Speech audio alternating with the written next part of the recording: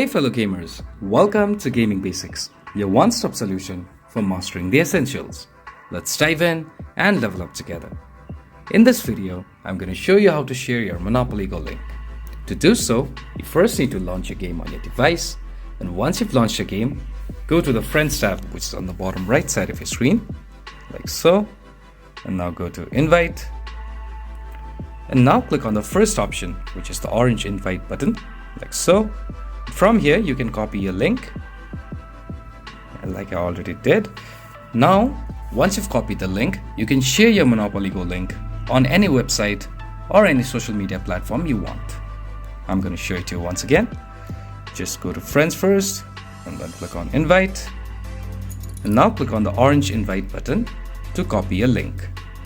If you found this video helpful, please give us a thumbs up.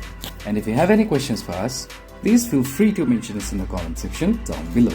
Also, don't forget to hit that subscribe button and ring the notification bell so you never miss out on our latest guides and tutorials. This has been your host Ace. Happy gaming!